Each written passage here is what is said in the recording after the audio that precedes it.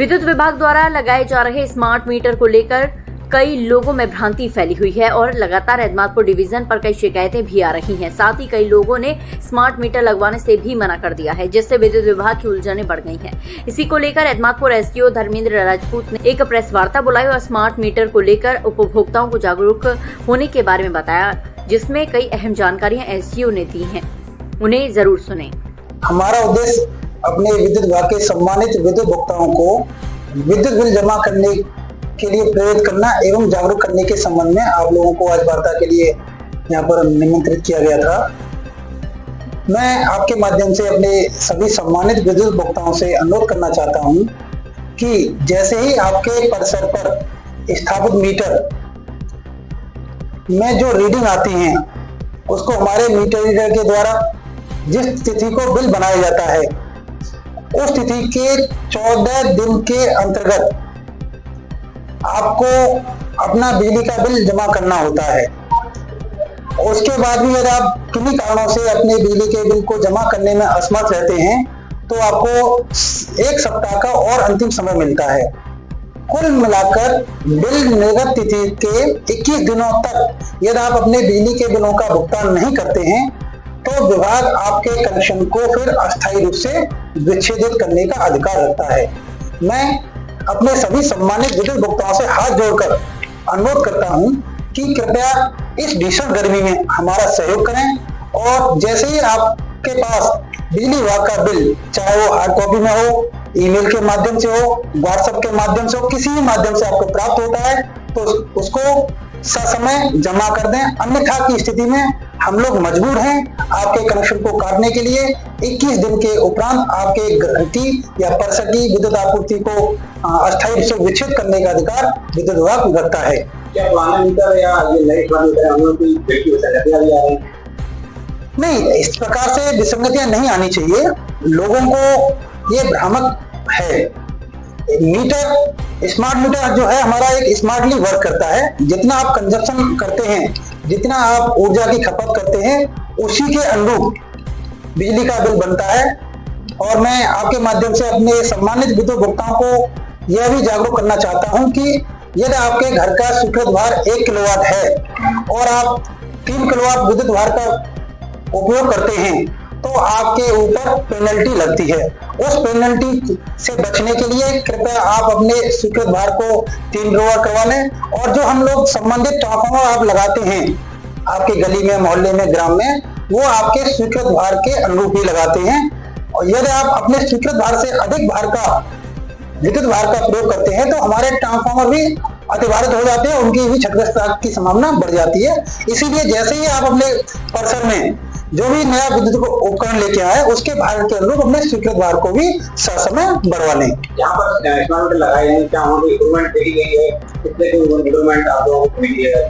पुराने मीटर लगाए हैं? बिल्कुल निसंदेह, जहाँ पर हमारे विभाग के द्वारा स्मार्ट मीटर लगाए गए हैं वहाँ पर उपभोक्ताओं को बहुत अच्छी सुविधा शासन के द्वारा दी गई है। आपके पास 1 तारीख को ही बिल जनरेट हो जाते हैं। सभी उपभोक्ताओं को उनके मोबाइल के माध्यम से बिल तुरंत मिल जाते हैं। अब आपके परिसर पर हमारा विद्युत कार्मिक कोई नहीं पहुंचता है और जैसे ही आपके पास बिल मिलता है तो आप उसको तुरंत जमा कर सकते हैं। स्मार्ट मीटर लगने से एक फायदा और है, आप अपने प्रत्येक दिवस की ऊर्जा की खपत की भी जानकारी कर सकते हैं। आप उसके एक हमारा मोबाइल ऐप है, उसको हम लोग नेक्स्ट अब जैसे हमारे पास सूचना मिलेगी हम आपके माध्यम से सभी सम्मानित उपभोक्ताओं को सूचित करेंगे। उसके प्रत्येक दिवस खपत भी आप उसकी गणना कर सकते हैं। आप एक दिन में आपने कितने रुपए की बिजली खपत की, यह सारी जानकारी आपको हमारे एप्लीकेशन के माध्यम से ससमय मिलती रहेगी। अगर किसी उपभोक्ता को लगता है कि उसके स्मार्ट मीटर को गड़बड़ या फिर ओवरलोड या ओवर मीटर रीडिंग हो रही है तो वो कैसे कर सकता है? यदि हमारे किसी भी सम्मानित विद्युत भोक्ता को इस प्रकार की समस्या है तो वह स्वयं हमारे पास आकर या हमारे विद्युत केंद्र कार्यालय पर जाकर या फिर हमारे जो विद्युत विभाग का टोल फ्री नंबर है 1912 पर अपनी शिकायत को दर्ज करा सकता है। उसके निस्तारण के लिए हम लोग हैं यहाँ पर और हम लोग उनकी ससमय निस्तारण करते हैं। शिकायत के बावजूद ये देखा गया कि समस्या का समाधान नहीं हुआ, जहाँ तक सुनवाई नहीं हुई, उसके लिए क्या कुछ तैयार किया गया? नहीं, आपकी बात सही है क्योंकि बारिश और आंधी तूफान के कारण विभिन्न क्षेत्रों में हमारी संबंधित 33 केवी की लाइनों के भी पोल टूटे, 11 केवी लाइन के भी पोल टूटे, ट्रांसफार्मर भी क्षतिग्रस्त हुए। उनके काम किन्हीं क्षेत्रों पर समस्या नहीं, लेकिन समय रहते हुए दिन रात हमारे कार्मिकों के द्वारा कार्य करने के बाद और आपके माध्यम से और सोशल मीडिया के माध्यम से एवं हमारे जो विभागीय व्हाट्सएप ग्रुप है उसके माध्यम से सम्मानित विद्युत उपभोक्ताओं को ससमय सूचित करते रहे और उसको समय रहते हुए निस्तारित कराकर विद्युत आपूर्ति सभी की सुचारू करा दी गई है। स्मार्ट मीटर और साधारण मीटर नहीं, ऐसा कोई विशेष अंतर नहीं है, सब सेम बदला हुआ है। यूनिट चार्ज में बदला हुआ है? नहीं, शासन के द्वारा अभी तक इस तरह का कोई हमें आदेश प्राप्त नहीं हुआ है। कोई यूनिट चार्ज में कोई भी अंतर नहीं है। चार्ज लिया जा रहा है? नहीं, मैंने आपको माध्यम से पहले भी सभी सम्मानित उपभोक्ताओं को अनुरोध किया था, अवगत कराया था कि मीटर लगाने का विभाग के द्वारा किसी प्रकार का कोई भी चार्ज नहीं वसूला जा रहा है।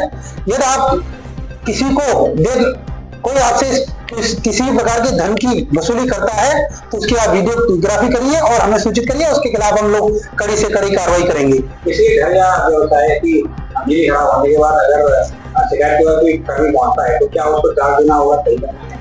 नहीं, अभी तक इस तरह नहीं है। आप यदि आपका बिजली का बिल जमा है तो आप हमारे विद्युत उपकेंद्र कार्यालय पर बिजली का बिल जमा की रसीद अथवा व्हाट्सएप के माध्यम से जो आपने ऑनलाइन जमा किया है वो हमारे बिजली घर पर जाकर एसएसओ हमारे 24 आवर्स बैठते हैं, उनको अपनी कंप्लेंट दर्ज कराएं और हमारे तुरंत हमारे संबंधित कार्मिक उस पर अमल करते हैं। इस खबर के प्रायोजक हैं राजीव गांधी यूथ कंप्यूटर साक्षरता mission, Upadhyay market, Barhan road, Edmatpur, जहां सब्सिडिटी पर कराए जा रहे कंप्यूटर कोर्स और मिलेगा भारत सरकार द्वारा मान्यता प्राप्त डिप्लोमा का प्रमाण पत्र। अपने आसपास की हर खबर को सबसे पहले देखने के लिए MBTV चैनल को सब्सक्राइब करें और कमेंट बॉक्स में अपनी राय अवश्य दें। धन्यवाद।